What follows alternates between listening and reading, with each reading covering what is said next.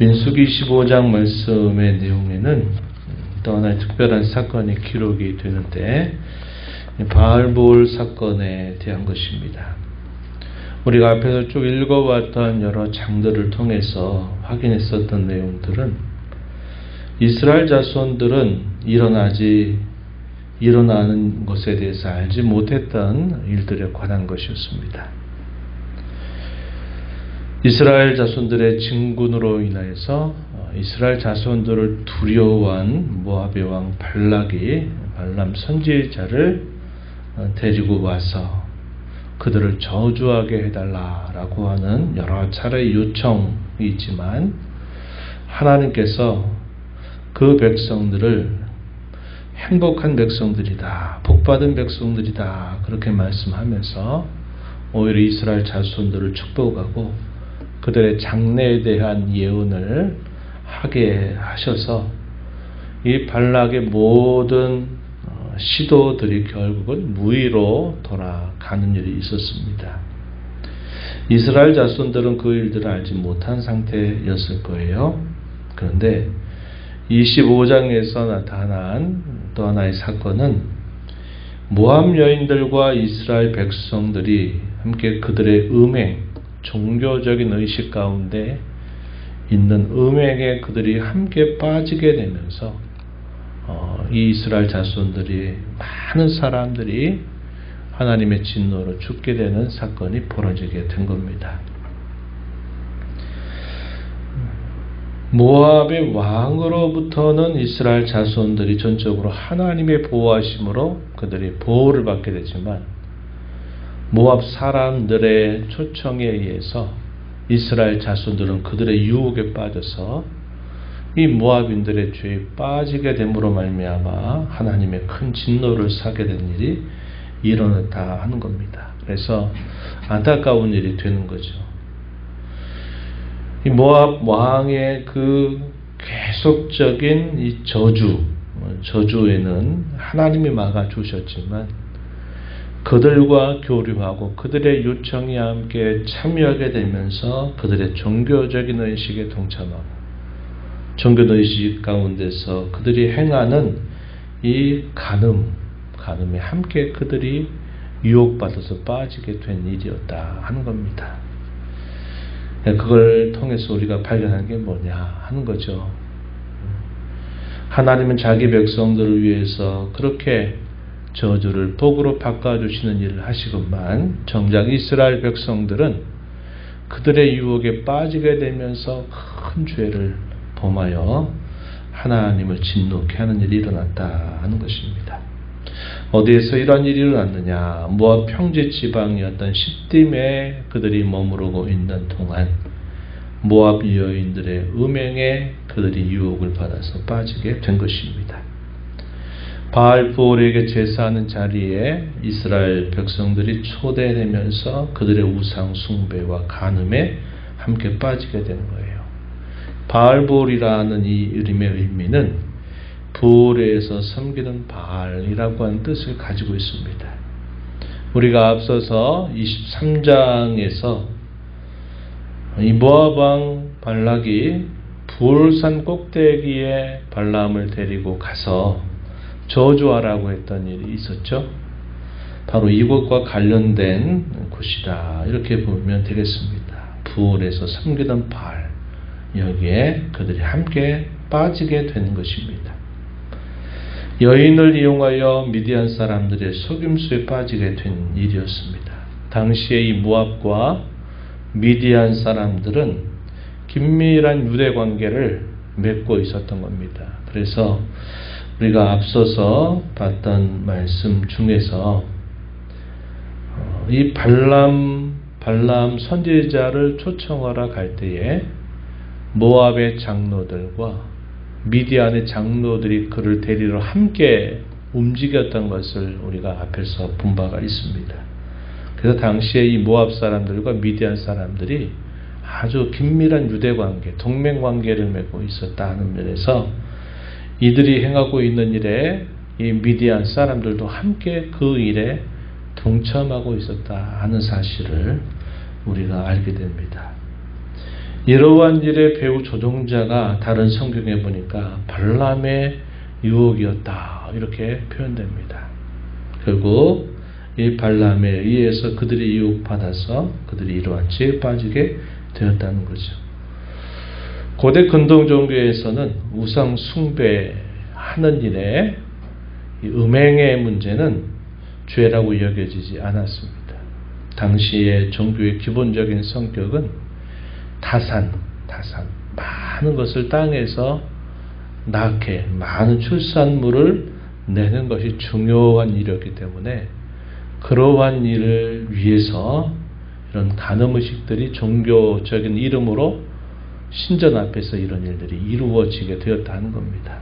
오늘로서는 우리가 도대체 말도 안 되는 일이다 생각되지만 이 고대 근동 종교에 있어서는 이게 보편적인 성격을 가지고 있었다 하는 사실이죠.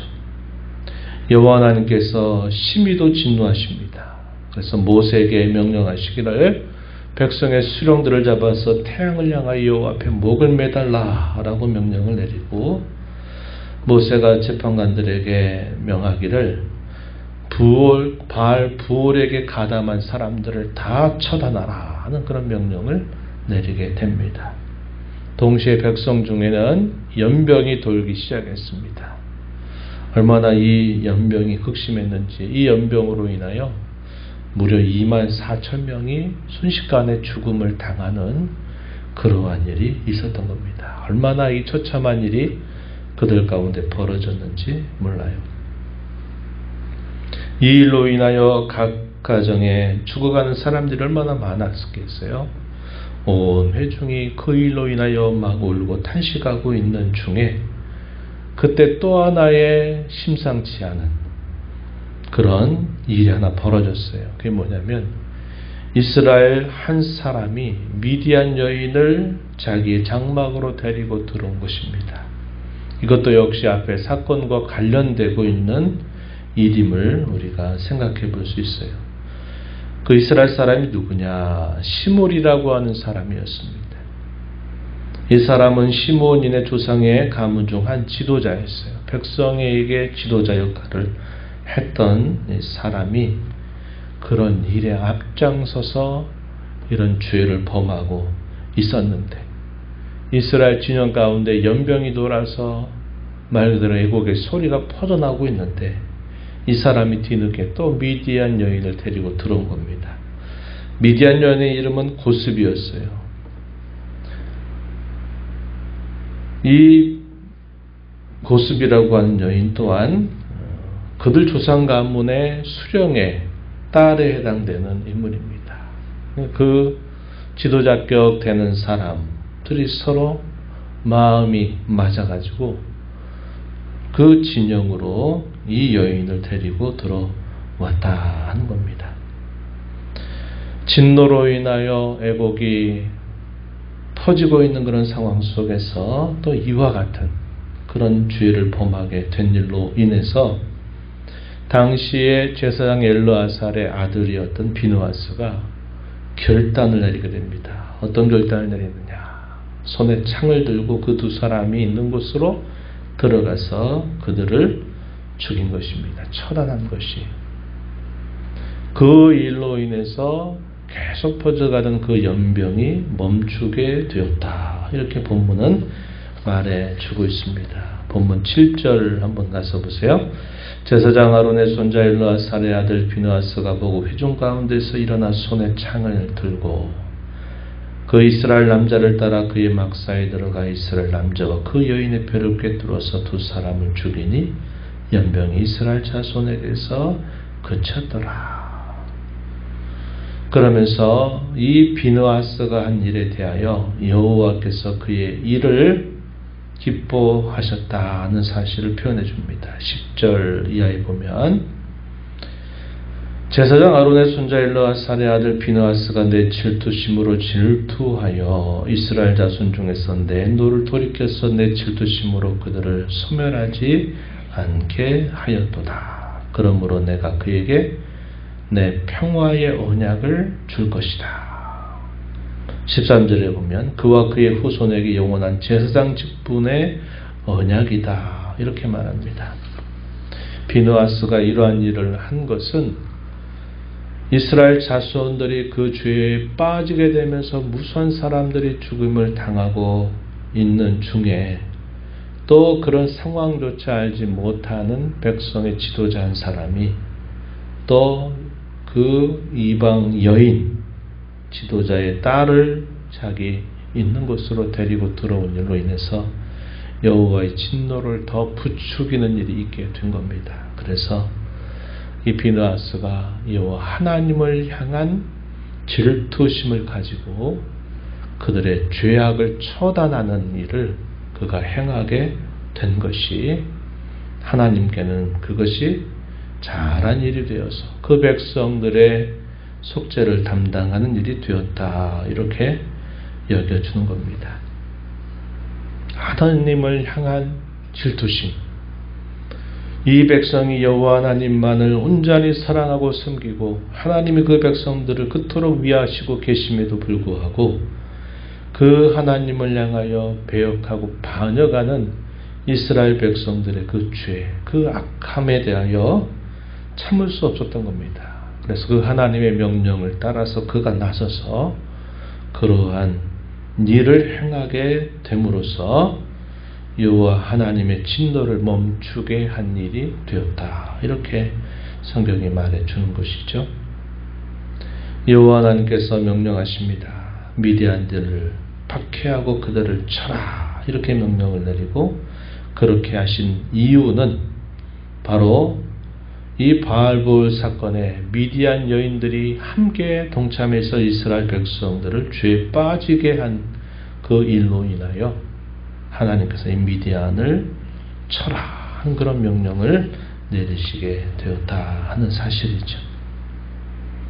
그러면서 이 바알볼 사건이 마무리되는 일이 있었다 하는 것입니다. 오늘 우리가 이 말씀을 보면서 하나님이 강하셔서 그 백성들을 그토록 지켜주시는 일은 하시지만 그 백성들은 정작 얼마나 연약한 백성들이든가 하나님이 그 백성들을 그토록 위하시건만 그 백성들은 얼마나 죄의 유혹에 쉽게 빠져들고 있는가 하는 것이 대단히 대조적이다 하는 겁니다. 오늘 우리의 모습은 어떨까요?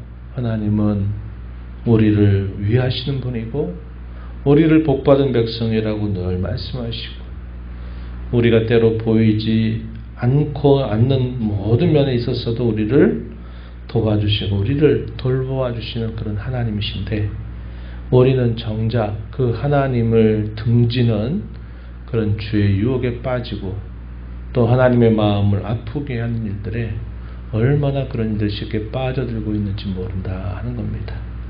그래서 하나님의 강함이 곧 우리의 강함을 말하는 게 아니라 하나님이 강하셔도 우리는 얼마나 연약하고 얼마나 그분의 마음을 아프게 할 수 있는 자들인가 하는 것을 이런 사건들을 통해 배우면서 늘 우리 자신들을 점검해서 하나님의 뜻을 따라 살아가는 일에 마음을 써야 되겠다 하는 것을 우리가 보게 됩니다. 우리 오늘 말씀을 통해서 하나님의 진노를 유발하는 사람들이 있다는 것, 참 많았다는 것을 보게 되죠. 그러나 또 한편으로는 하나님의 이 진노를 가라앉히는 사람도 있다 하는 겁니다. 똑같은 하나님의 백성이라 부르는 사람들 중에서 이렇게 부류가 갈라지고 있다 하는 것이죠. 비느하스라고 하는 인물은 하나님을 향한 질투심, 온전한 사랑을 하나님을 향한 온전한 사랑을 품고서 그가 필요하다 여겨졌을 때 결단해서 그러한 일을 그가 앞장서서 행했던 일로 인하여 그 하나님의 백성에 향한 그의 진노를 멈추게 했던 것을 우리가 보게 됩니다. 하나님의 마음을 잘 헤아리며 살아가는 것 우리에게 중요하다 하는 것을 우리가 배우게 되고 죄의 유혹이라고 하는 것은 언제나 달콤하고 우리의 본성에 너무나 잘 맞기 때문에 우리가 얼마나 그 죄의 유혹에 쉽게 빠질 수 있는 자들인가를 늘 조심해야 되겠다 하는 겁니다. 사탄의 공격은 전방위적으로 우리를 끊임없이 공격합니다. 그래서 어떤 한 면으로 이겨내도 또 다른 면으로 결국 쓰러질 수 있다 하는 것을 우리가 늘 생각해야 하겠습니다. 발락의 시도에는 이스라엘 자손들이 지킴을 받았지만 이 모압과 미디안 사람들의 그 은밀한 유혹에는 결국 이겨내지 못하고 함께 가담하면서 큰 진노를 받게 됐던 것을 우리가 본다면 사탄이 우리 가운데 끊임없이 공격하는 이 전방위적 공격을 우리가 항상 조심하면서 우리 마음을 하나님 앞에 잘 지켜 살아가는 것이 중요함을 배우게 됩니다. 오늘도 이러한 말씀의 교훈들을 우리 마음에 새기면서 또 이 하루를 주님과 함께 살아가는 복된 하루가 되기를 축원합니다. 하나님 아버지 감사합니다.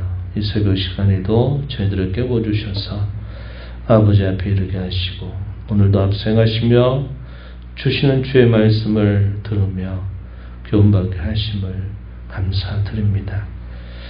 하나님은 발락의 그 많은 시도에도 불구하고 하나님 백성을 오히려 축복하게 하신 놀라운 일을 자기 백성들을 위해서 행해 주셨건만 정작 이스라엘 백성들은 이 모압과 미디안의 여인들의 유혹을 받아서 그들의 종교 죄에 함께 동참하여 우상을 숭배하고 간음죄에 빠졌던 일들로 인하여 하나님의 큰 진노를 사는 일이 있었음을 살펴보았습니다.